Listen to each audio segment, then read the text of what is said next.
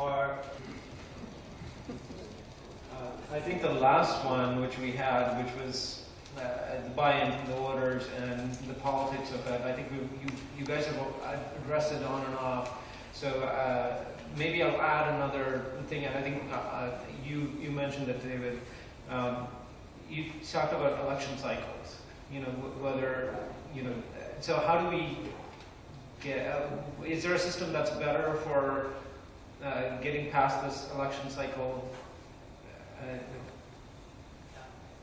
At its simplest, no matter what you're going to introduce, the sooner you can introduce it in the election cycle, and ideally with some sort of demonstration that it's starting to have some effect before the end of that election cycle. Now that's talking in theory, and far too often, by the time you've settled in, named your ministers, and started to actually do something on a bill, and then got it through, you're way into that 3, 4, 5 year election cycle anyway.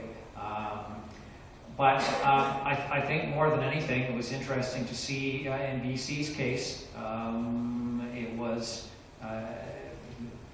politics were complex, but when at that point the opposition party, I guess it was the BC NDP in the election that followed shortly after the imposition, if I don't have my timing too wrong, shortly after the imposition of that, when they started to make noises about rescinding or fundamentally altering it, they actually started to hear very quickly a voter backlash, which was saying, you've just put it in place, the other party has just put it in place, no, and it was, in as much as you can blame any one policy or platform decision for a loss in an election, it was thought to be the downfall of the NDP in that election, that they actually, a party which the general public had thought would be in favor of this climate change, addressing policy, was suddenly seen for political reasons to be trying to undo it, backfired on them. I am at risk of rambling. Perhaps the most useful thing I can say is there's no givens in politics, but I've probably already made my views on even if at the back end there is some complexity to it, it's essential that whatever party has introduced a price and a mechanism must have a way to describe it and sell it in a way that addresses these issues of transparency and fairness, regressiveness, etc. And that is much less about which is the best system and much more about, do you have good communications people? I look at the infamous Stéphane Dion, losing the election on, his tax shift. I don't think that's entirely so. There were a whole lot of issues at play in that election, but there is no question to me, nobody in the Liberal Party, including their leader, figured out how to describe that shift in 15 words.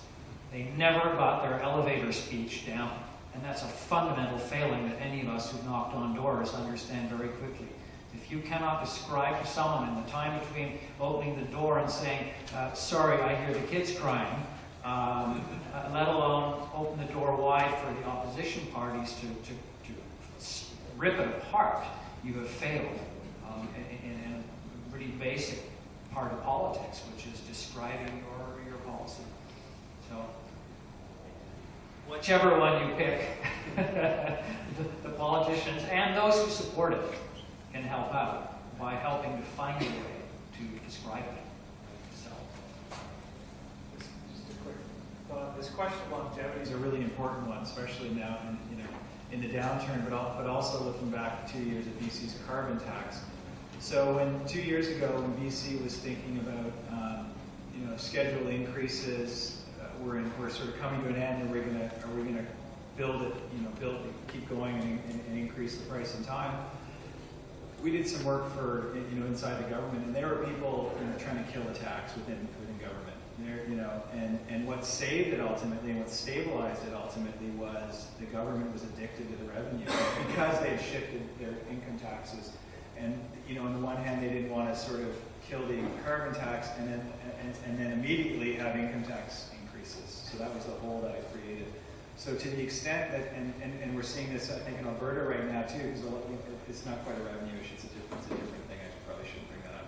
But to the extent that government gets addicted to the revenue through tax recycling, the policy is that much more resilient. It's that much harder to get rid of the policy. Anything else about longevity? The political saleability. I mean, I think our experience is still limited enough that we can't say, with any real certainty which of these policy instruments voters like that. I mean, I don't think there's really been a serious cap and dividend or carbon fee policy that's been proposed. Certainly, they've come into both U.S. and Canadian houses, but not by the major parties. So I don't think we have enough experience yet. I mean, in practice, we've certainly seen more cap and trade systems adopted than carbon tax systems. And I would say that's substantially for the reason that this simplicity thing. It's not quite as clear to voters why your gasoline price went up as it is with the carbon tax. And so I think this paradox of carbon pricing, the more complicated the system, the more likely it is that no one notices it. The other thing I would say, kind of on a more optimistic note, is that the Environics group has been polling on Canadians' attitudes on the environment for at least I've been seeing it for at least 7 years. And Canadians consistently vote, or